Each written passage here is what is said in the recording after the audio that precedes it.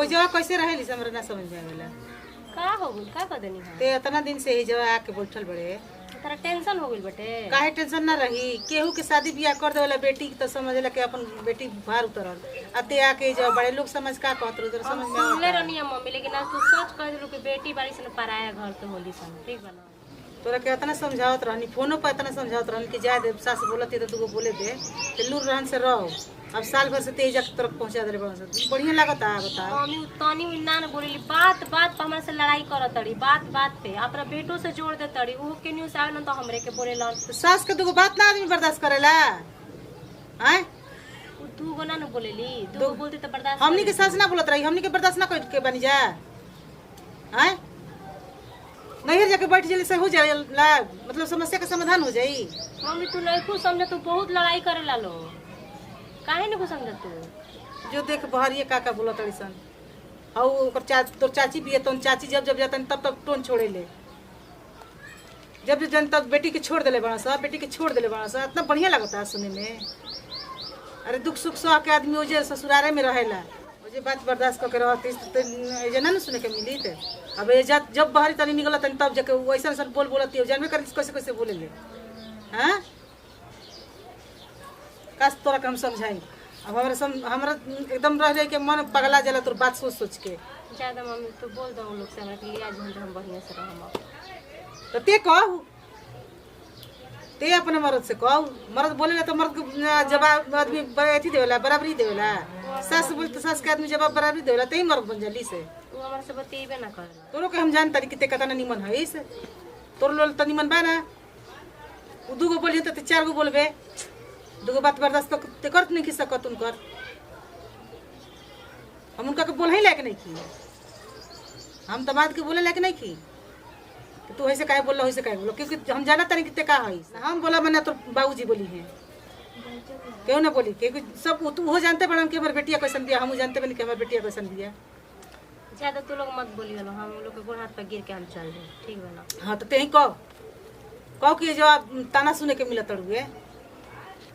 बहुत ताना सुने के मिलत हुए बहुत जब जब जातन तब तब बोल सुने के मिलत हुए कहे गोरन खेत पटाए उत्तर बाबू तो चौबे जी जानते बड़े कैसे कैसे बोले लन उ चौबे जी बोलत रहन कि बेटी के लेके रखले बड़ा सन बेटी के छोड़ देले बड़ा सा तो हई तो बहुत सारा बात बोलत रहले चौबे जी कैसे कैसे बोलत रहन बाबू तू गांव के बात का सुन अपन लेके के ना कहेलन बुझला कि जैसे छूटा घूमत रहले के नियो हमनी तो कहीं जेबो ना करनी जा तो वो अपने घर में कुछ करते हो करबे तो हम अपन गलत काम करते हैं जा मम्मी दूसरा के बात ना माननी गांव खाली बिगाड़ेला ई बात ना जानतो कबू 24 के लइके स्वामी से धराई रहे त इरम जानतो कबू तो ये हमर गांव के ठिकाने ले बनी बोले दे जैसे गांव का करतो लो तसे करो हो सुनो हम आवा तरफ पाओ ठीक नो आज मैं दुआरी पा आज बिस्कुट ले लिया ठीक नो हां हां लिया गया था का तो इसी में के पानी पिए तो हाँ, पानी और पिए कुछ तो ना लेनी है ना भी हम झड़ के बोले चल ये का करी जब दियो एकर चलता ही आवा तर दुआरी बाण तो बैठी बैठी रहो से कुछ काम बा बोलो आइल बना लिए जे खातिर से कहला हम हां हां एका दुआरी पाई बड़ा हम आगे बढ़ तो गए भेज दे बोल हां बिजा कर दिए हां ऐसे कि ठीक नहीं लगा दिक्कत बन रो कहत लगे माई के सीरियस हालत में तबियत खराब भा लिया जाए ठीक बा और तुम तो के पानी पी के लेके गांव घर हंसत लोग जान तनी के कैसे कैसे बोलत हन चौबे जी और लोग उ बोलत ये वो तो छोटी हम बवाई जानते है नहीं हां हो तो बुझत नहीं आई एकर तनी समझा दी कि अब की हली जाई तो बकर बकर ना करी बड़ी बोलत है एकर मतलब तरीके पड़ते नहीं की देख पूछिया राजा महाराजा केहू भी हो के ठीक नो बियाहल बेटी के नहीं रख सकत कभी भी अब देखो एगो बात कर कि सास और मुंह अल्लाह के मत रहियो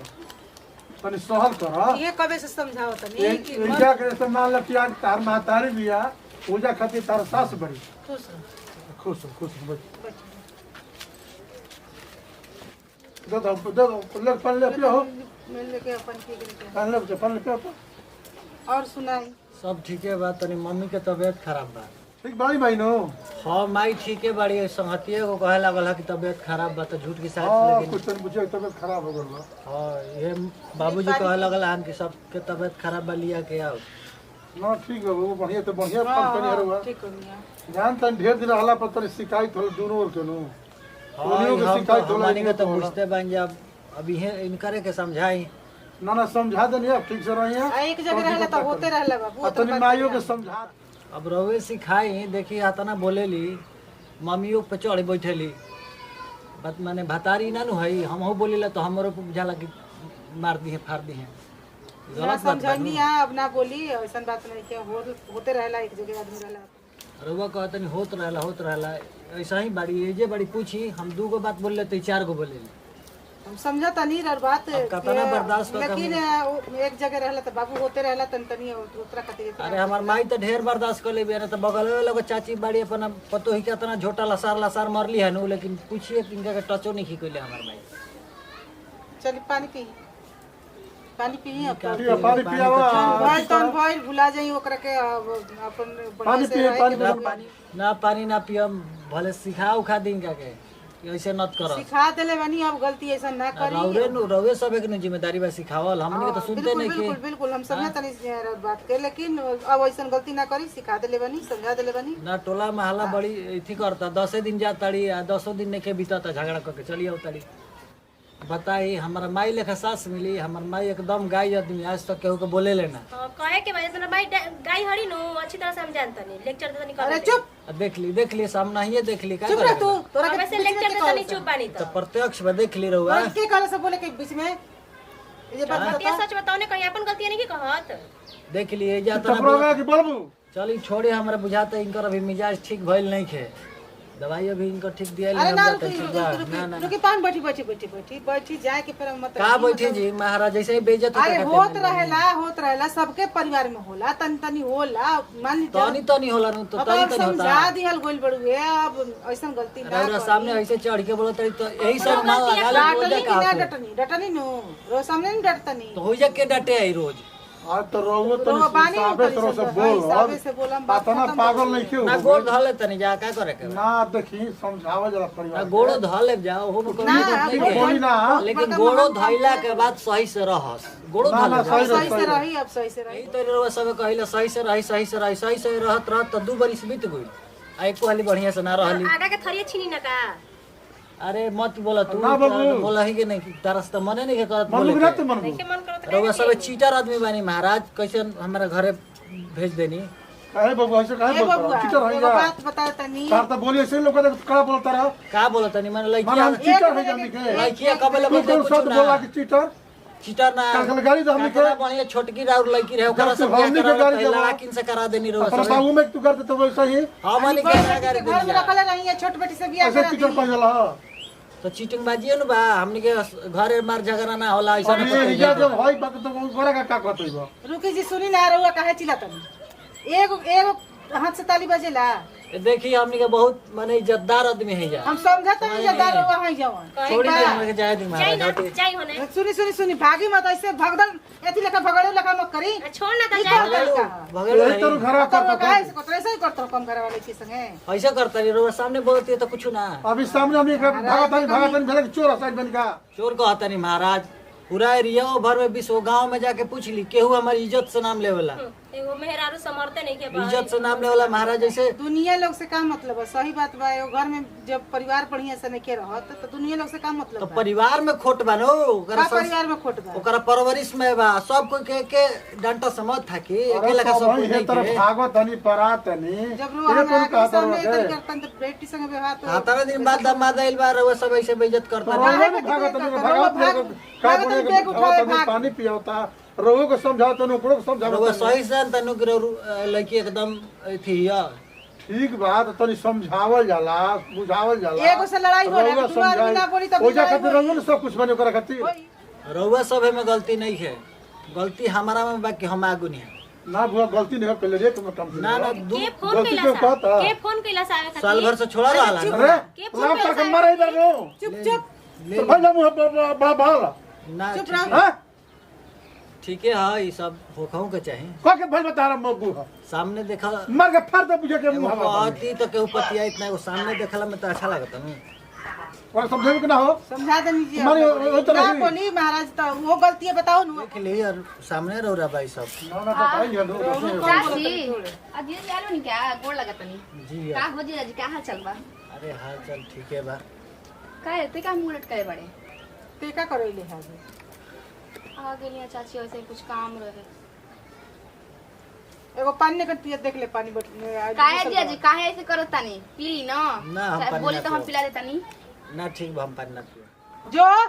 कहत नहीं सुनलिस ना बात है ए चाची काहे हमारे इतना गुस्सा के बोला तानी जो बाद में आइए जो कहाँ चल? पानी उनी पी ले अभी पानी देखो पानी अरे नहीं जोई बे जो काम बा सुनो हां जी अभी बोली तू जा,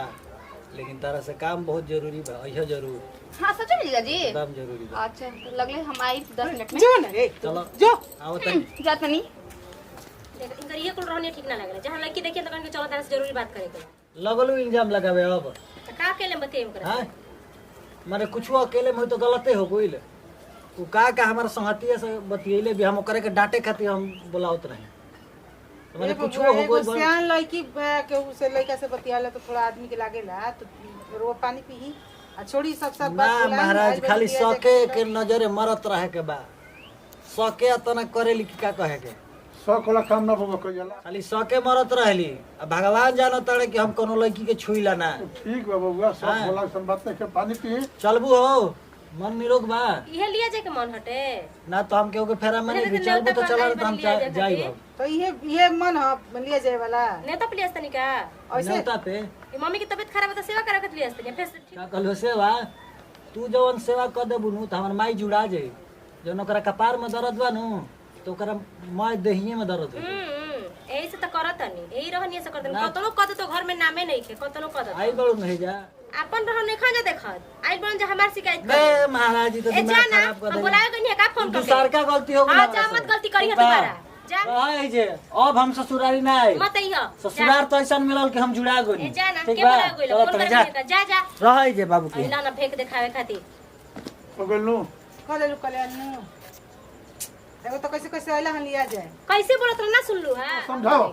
हम जातन समझाओ लिया तो जाए खातिर कैसे कैसे समझाओ। आइला हन आ कबे से का मम्मी तू तो बस तोरा बोलल जरूरी है खाली तू ये चाहत कि घर से ही चल जाओ बाकी बात में कुछ समझो सब हम समझते हमरा से बर्दाश्त ना होई एकदम उनकर कुफुत उनकर मम्मी के कुफुत आ ना इनकर कुफुत हमरा से बर्दाश्त ना होई अनि शादी ब्याह हो जाला तो कुपुत हो जाला हां हमरा कुफुत सारा के दर्द बड़ा एकदम से गोरे में बढ़िया लागत रही जबे तो रह ए जे दाल दर बाबू के करे जा प का करबू अब का करबू कौची दर हो जी हाल बेटे गोइला नु आके वो तो कैसे कैसे आइला हन लिया जाए खातिर तबीयत के सुनान के तबीयत खराब बा अब आइबो ना करी हम कबो आगुल हम अब तो तार चाले ऐसन बड़ुए अब नहीं हम चाले ऐसन बाबू लड़ाओ तारू दर आइला लेके जा